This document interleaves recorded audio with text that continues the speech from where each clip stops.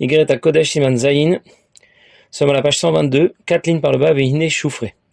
Le Morzaken rapporte les mots de la Tfila au début du Siman qui disent Ashrenu Matov Chelkenu Manaim Goralenu. Nous avons beaucoup de chance, comme notre part est bonne, comme notre sort est agréable. On parle d'Akadosh Baruch Hu et on dit que nous avons notre part dans Akadosh Baruch Hu. Notre sort dans Akadosh Baruch Hu. Une part réservée par tirage au sort. Le problème, c'est qu'Akadosh Baruch Hu n'est pas divisible. Hashem Echad. Alors pourquoi parler de part dans le divin? Nous avons la même question au sujet de l'expression de nos maîtres qui dit que lorsque quelqu'un a commis certaines fautes, Ein lo chelek belokei Israël. Il n'aura pas de part dans le Dieu d'Israël. Mais depuis quand il y a des parties différentes dans Akadosh Baruch Hu? Hashem Echad. Dieu est un. Et l'Admor Zakan a commencé à expliquer qu'Akadosh Baruch Hu porte bien son nom. Il est à la fois Kadosh et Baruch. Il est présent, intégré à la création. Baruch. Il est en même temps au-delà de la création, Kadosh, pour apporter à la création l'énergie dont elle a besoin pour exister et fonctionner. L'émanation du nom de Dieu sera contractée et canalisée en 613 flux différents qui correspondent aux 613 mitzvot et aux 613 aspects et facultés différentes de notre Neshama. Et l'Admor Zakan a précisé qu'il y a 613 mitzvot, mais au-delà, il y a des milliers de détails et de halachot qui dérivent de ces 613 mitzvot. Et de la même manière, il y a 613 canaux qui sont les vecteurs du flux divin destinés à la création, de l'émanation de son nom. Mais ces 613 troncs se subdivisent en des milliers de canaux différents qui vont permettre l'existence de la création dans toute sa diversité. C'est aussi vrai pour les Neshamot. On distingue 613 troncs communs qui se subdivisent en milliers de Neshamot dérivés de ces 613 troncs communs. Et il y a donc un parallèle, une correspondance directe entre l'énergie que Dieu apporte à la création, les mitzvot qui seront les vecteurs de cette énergie divine, et les Neshamot Israël à qui sera destinée cette énergie divine. Les Neshamot vont pratiquer les mitzvot dans ce monde pour y révéler le flux divin dirigé vers la création. Ces trois intervenants répondent au même schéma, à la même arborescence, 613 troncs communs, puis des milliers de branches dérivées. Les Neshamot sont toutes réunies dans celle d'Adam Rishon. C'est le tronc commun de toutes les Neshamot qui se subdivise en 613 troncs, puis en milliers de branches. Avec ce que l'Admor Zaken nous explique, nous comprenons maintenant pourquoi on pouvait parler de part dans le divin. C'était notre première question au début du Siman Zayin.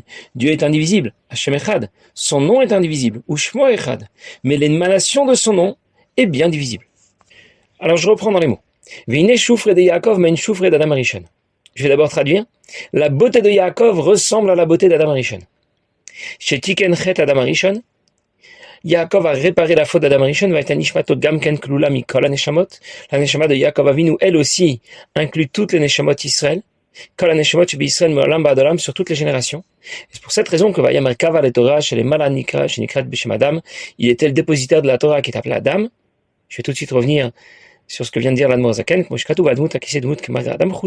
sur le trône céleste que Yecheskel a vu dans sa vision prophétique, eh bien, apparaissait l'image d'un homme.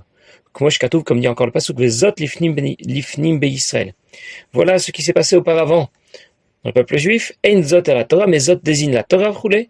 Shaita klulam lubeshet min shamot min nishmat Israël saba, qui était inclus, qui appartenait à la neshama de Yaakov Avinu, que l'on appelle Israël Saba, Israël le grand-père, Aklula Mikol Aneshamot, dont la neshama inclut en elle toute la neshamot. Je reprends ce que l'Admor Zaken vient de nous dire. La Gemara dans Bava Metzia Pedalet rapporte que Choufré de Yaakov mène Choufré d'Adam Rishon. La beauté de Yaakov ressemble à la beauté d'Adam Rishon. On ne parle pas bien sûr de beauté physique, évidemment. On parle de la ressemblance de Yaakov et d'Adam Rishon sur le plan spirituel.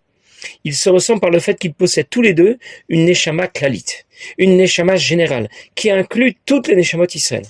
Mais Yaakov a dépassé ici Adam Rishon, parce qu'Adam Rishon a fauté, et Yaakov, lui, va venir réparer cette faute.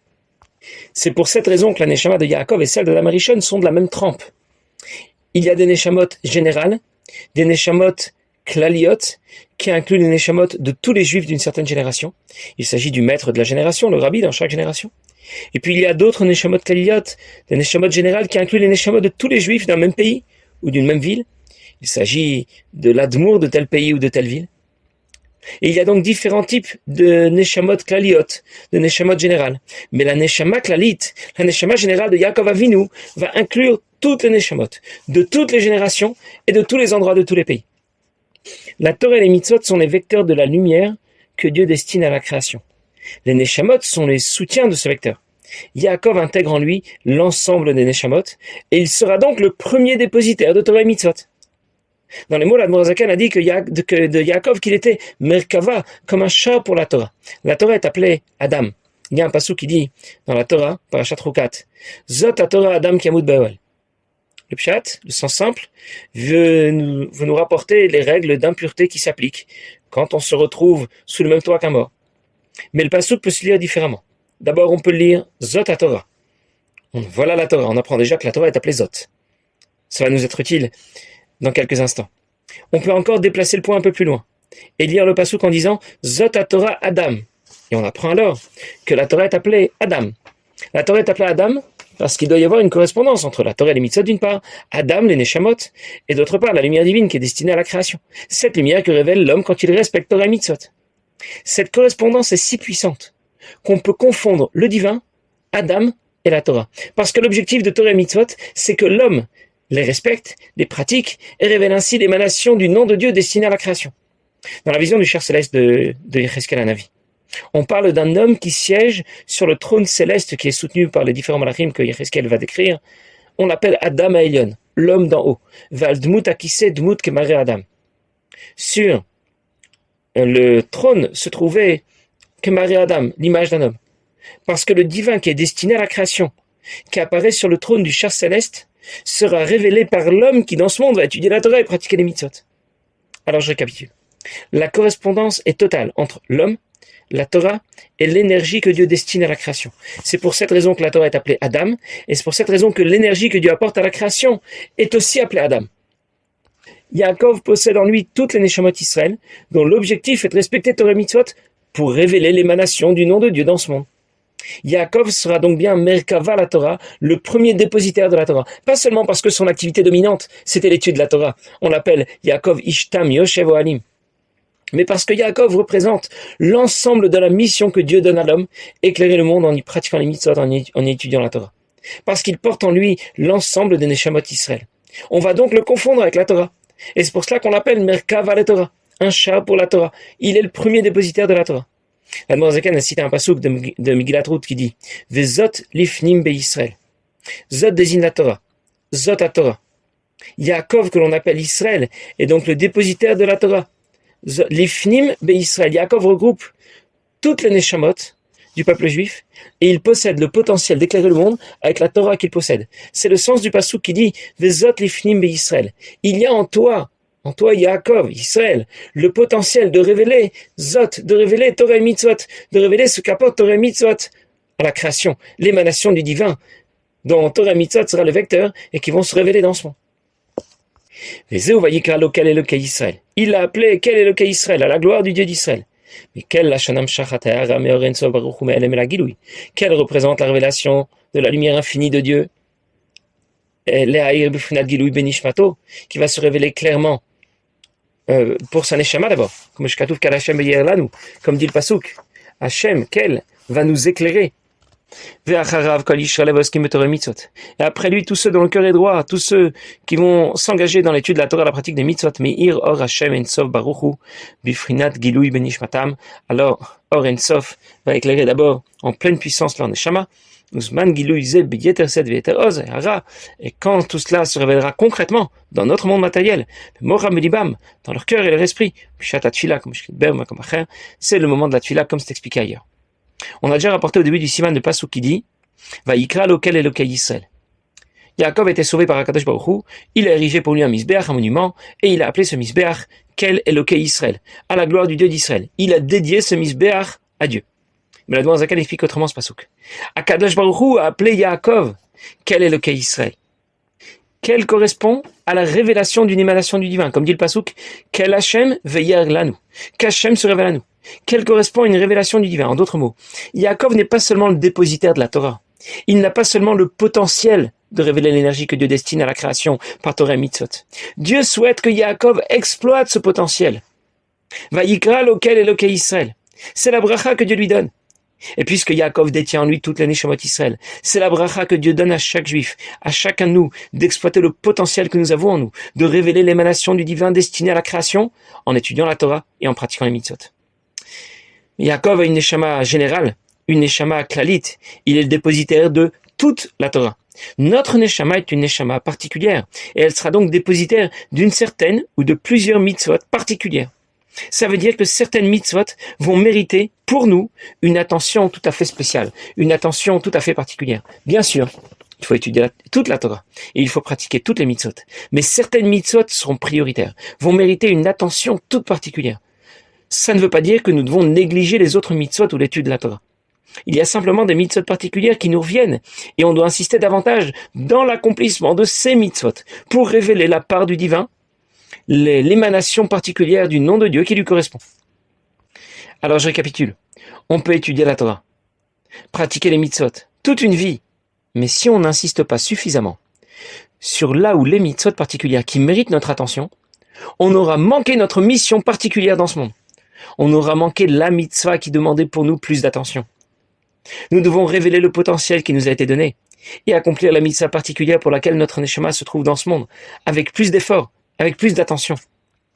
On raconte que lorsque le rabbi célébrait la Hakafot de Shmini Atzeret Simchat Torah, participait, il se rendait jusqu'à la Bima pour la première et la 7e Hakafa, et là il dansait avec le Sefer Torah, avec tous les chassidim, et lorsqu'il se rendait à la Bima ou qu'il retournait à sa place, eh bien, il traversait la foule. Les chassidim se séparaient, lui laissaient un passage pour qu'il puisse retourner à sa place ou accéder à la Bima. Et ce moment était un Et Ratson. C'était un moment particulier, un moment propice. Le rabbi passait et on pouvait lui demander toutes les bénédictions que l'on souhaitait lui demander. Un jour, un des chassidim qui se trouvait là a dit au rabbi, au moment où il passait, que le rabbi se dévoile.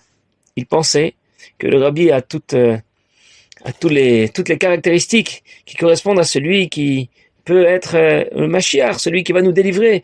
Alors il a demandé au rabbi de se dévoiler. Le rabbi lui a répondu, Amen, à vous aussi. Qu'est-ce que ça veut dire à vous aussi? Le rabbi lui a souhaité de lui aussi révéler tout le potentiel que Dieu attend de lui. C'est l'idée de révéler le potentiel que Dieu attend de nous, que Dieu nous a donné pour la mitzvah particulière qui nous concerne. Et accomplir ce pourquoi nous sommes venus dans ce monde. Révéler Or Ein Sof, la lumière infinie de Dieu, la part du divin qui nous revient, que nous devons révéler en pratiquant avec plus d'attention les mitzvot particulières qui nous viennent. La Torah et les mitzvot permettent de déclencher le processus d'intégration. Mais à quel moment se révèle cette part du divin Or Ein Sof? Au moment de la tfila. Ce processus s'achève concrètement par la tfila. C'est alors que la lumière divine que l'on a obtenue en étudiant la Torah, en pratiquant les mitzvot, se révèle effectivement dans ce monde. En d'autres mots, on ne peut pas faire d'impasse, ni sur la Torah, ni sur les mitzvot, ni sur la tfila. Il y a une synergie totale entre ces différents aspects de notre service de Dieu. L'émanation du divin, l'émanation du nom de Dieu, se révèle vers la création en 613 parts, et il y a une de ces parts qui me revient. Une de ces parts qui revient aux Juifs de la ville, du pays, de ma génération. À l'époque des Tanaïm, il fallait plutôt insister sur l'étude de la Torah. À l'époque du Harizal, il parle d'insister sur Avodat Tfila. Insister, ça veut dire sans négliger les autres aspects, les autres activités de notre service de Dieu. À notre époque, on sait bien sûr quelle mitzvah, parmi d'autres peut-être, sur quelle mitzvah il va falloir insister. C'est la mitzvah de Tzedaka. Le rabbi a passé des heures et une ou plusieurs fois par semaine pour distribuer des dollars à remettre à chacun individuellement à la Tzedaka. Il aurait pu donner à l'un de ses secrétaires une liasse de dollars, le secrétaire se serait chargé de la distribution, et le rabbi aurait pu faire autre chose. C'est pour nous dire qu'à notre époque, la mitzvah sur laquelle nous devons insister, c'est donner la tzedaka, aider les autres, matériellement ou spirituellement. Ça ne veut pas dire qu'on ne doit plus étudier ou prier. Évidemment, on doit étudier la Torah avec beaucoup de force, et on doit prier avec une grande flamme. Mais on insistera encore plus sur la mitzvah de tzedaka. C'est la mitzvah particulière qui nous revient dans notre génération, en plus des mitzvot particulières qui peuvent nous revenir individuellement.